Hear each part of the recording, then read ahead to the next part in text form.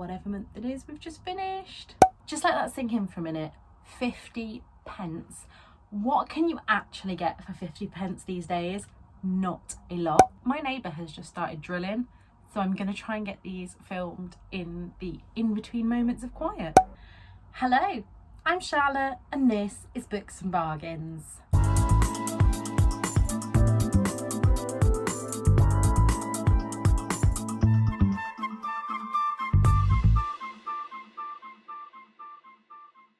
Today I'm coming to you with my August haul. As I'm filming this, it is the 1st of September, so these are all the books that came into my collection in August. Some of these go onto my TBR, some are books that I've already read and wanted a copy of, and I think some have kind of been read and unhauled already, so I don't have them here. Also, when I was in Oxford with Victoria, I bet you're sick of hearing about that vlog, but there was a haul of 12 books in that, so they won't be included here. So let's just jump straight in, and I'm going to start with the books that I was kindly sent from publishers this month, as I still can't quite believe that publishers want to send me books. So let's get into those first. So the first book that I received this month is A Marvellous Light by Freya Marski. I hope I'm saying that right, or Mask, and this was kindly sent to me from Book Break along with some other goodies that you will have seen on my Instagram. This is for a read along which starts on the 4th of September, so I'm going to be digging into this one really soon. I know nothing about this apart from it says here magic mystery murder, and I believe that it's queer. That was all I needed to know to go, yes please. The second book that was kindly sent to me was Meet Me in Tahiti by Georgia Toffolo. This is the third in, I believe, quartet by Toff, and this is following 4 friends at different stages in their lives. I thought these could be read as companion novels, which I guess they still can, but I'm reading Meet Me in Hawaii now, which is the second in the series, and there's lots of things that happened in the first one that are being referenced in that, so I would probably try and read these in order. And thank you so much to Mills and Boon for sending me that, as it is such a gorgeous looking cover.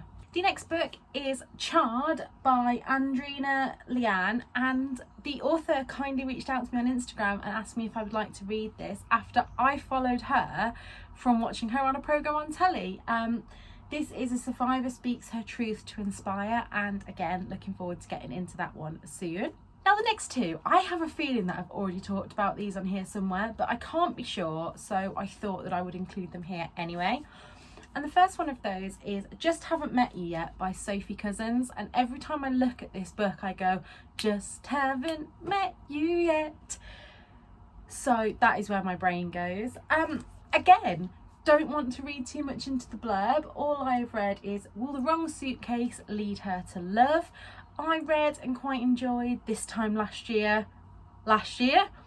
and so I think this is released in November, so this will be read in October. And the last one that I was sent this month was The Christie Affair by Nina de Gramont. Now this says, in 1926, Agatha Christie disappeared for 11 days. Aside from the famous author herself, only I know the truth of her disappearance. I'm no Hercule Poirot, I'm her husband's mistress. And yeah, Ernie decided that this one would be quite tasty, so he had a bite of that one. But again, this one is released in January 2022, so as much as I wanted to get into it straight away, I'm holding off. So the next stack of books are all ones that I have bought full price, new I should say, actually not full price, myself. And the first of these is my pre-order this month, and this is Kissing Emma by Shappy Core Sandy. I now have mixed feelings about this one because I thought this was going to be really good. I thought it was going to be Only Ever Yours kind of vibes, and I have since seen not many people like this on Goodreads, so a bit apprehensive about giving that one a go. I then picked up The Haunting of Avalon Jones by Phil Hicks. This is because I have got the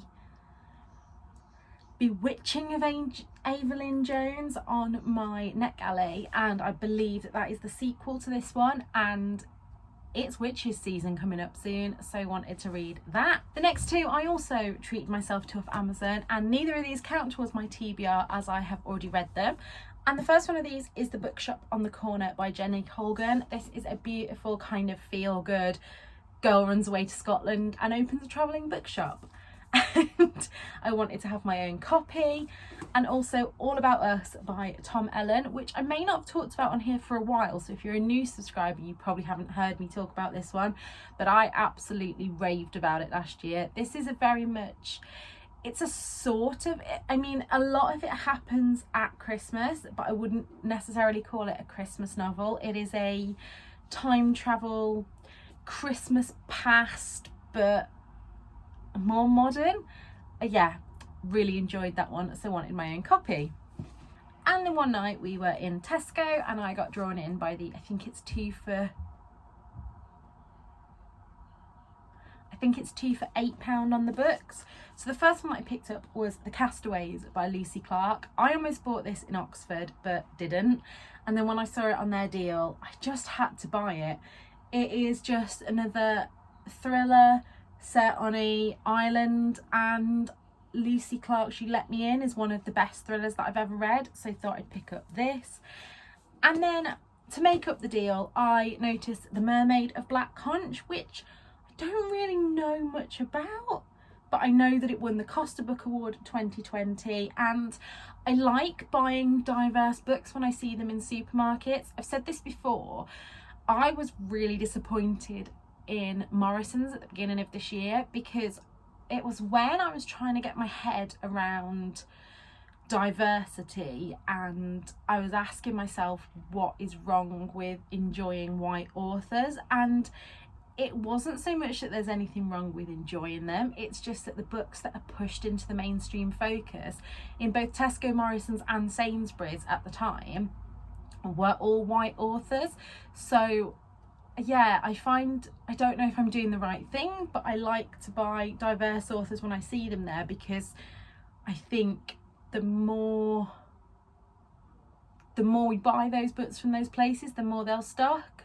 I don't know. And then on that same trip I walked past the Works and it was still open. Usually we do our shopping quite late at night, so the Works isn't open, and this spotted my eye.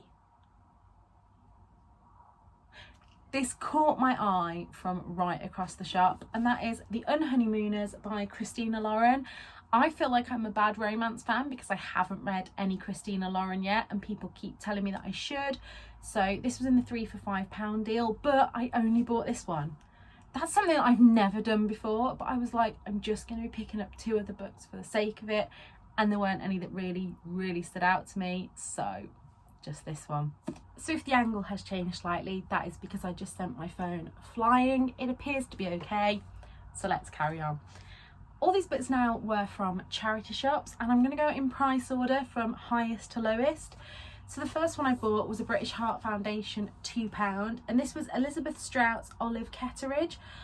I've heard a lot about this on BookTube. It's a bit more literary than I'm used to, but I am trying to get more into literary fiction. It's a Pulitzer Prize winner, and yeah, it's in immaculate condition, so I picked that up for £2. Then down to £1 now, I have Nell Patterson's Silent Night. I bought earlier in the year a physical copy of, I think it's Silent House, which is the first in this series. Basically they're thrillers revolving around the deaf community, so I haven't read many thrillers with any kind of diversity representation, but I've heard that this is really good, and I think the fact that the people won't be able to hear whoever creeping up on them just adds an extra layer. That was in the Headway charity shop in Loughborough, where I also picked up One Man and a Narrowboat, Slowing Down Time on England's Waterways. I'm still on this little travel obsession, and I think it's still because I've barely got away this year, so hopefully this will give me some ideas for trips to come. I don't know if I mentioned they were £1 each, and still on the £1 books I picked up Noel Streatfeild's Ballet Shoes, the 75th anniversary edition. This has been on my radar for a while, and I found that in the Age UK at Beaumont Leys. I also picked up All the Lonely People by Mike Gale, and this again giving me kind of Eleanor Oliphant vibes, and it has a pensioner as the main character, and I just bloody love pensioners, so I had to get that. I am going to save one book till very last because I think it's my favourite that I've bought this month, so skipping over that one, onto the books that I got from Vale this month. As you all know, Vale is where I get all my bargain books, and somebody had commented on Victoria's video that they also like to shop in Vale, so I know that I have my competition now. However, I picked up Practice Makes Perfect by Penny Parks.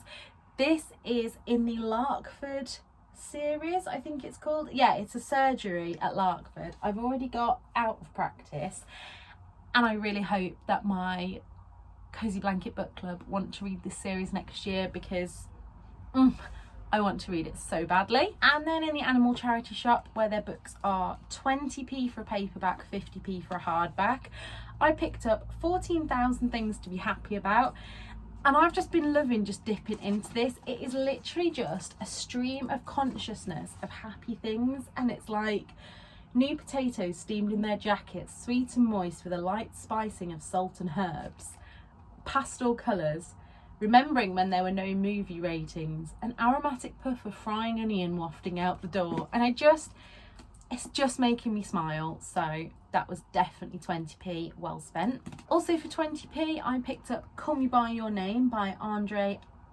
Asiman, and I've heard great things about this, so when I saw it in perfect condition for 20p, it was going to join the Books and Bargains library. And then these next 4 books were 10p each from the Veteran Support charity shop. Veteran Support? I think that's what it is. So the first one is Francesca Gibbons' A Clock of Stars, The Shadow Moth. Heard nothing about it, just saw that it was illustrated by Chris Riddle, and I love Chris Riddle's illustrations, so that was coming home with me. I picked up the Devious Book for Cats by Fluffy and Bonkers, and I think this is a parody of the book for girls and things, but it just looked great, and I have a whole shelf of cat books, so had to get that. I was on a little bit of a middle grade kick at the time, which does appear to have died down a bit now, but either way, I picked up This Wonderful Thing by Adam Bayron, and that was 10p. And last but not least, I picked up Behind Her Eyes by Sarah Pinborough, because Victoria likes this, and I have a friend that's watched it on Netflix and wants me to watch it, but I keep telling her not till I've read the book, so I better get to that one soon. And last but not least, a book that again was 50p. Just let that sink in for a minute. 50p. What can you actually get for 50p these days? Not a lot. But this. So this is a book that I have wanted for a long time, and it is Fashion, the Ultimate Book of Costume and Style. And this goes right back. I mean, where do we start in here? Let's have a look. So this goes right back to like ancient Egypt, and then it just goes through all the ages to the Renaissance, and then the 20s, and it goes right the way up. I think this was published in 2012, I read. So it goes, 2002 I think this was published. So it goes right up to Oscar gowns, and I just love fashion, and I love a coffee table book, so I would have definitely paid more than 50p for this, but that's what they were selling it for, so that came home with me. I hope you've enjoyed that little haul. I know that you guys seem to love my charity shop hauls, and I love doing them as well. But if you want more, please do like and subscribe below. I will be uploading videos every Sunday for definite. That is my schedule from now on, and possibly more on a Wednesday, just depending on how things are going in my life at the time. So until next time, look after yourselves. Bye.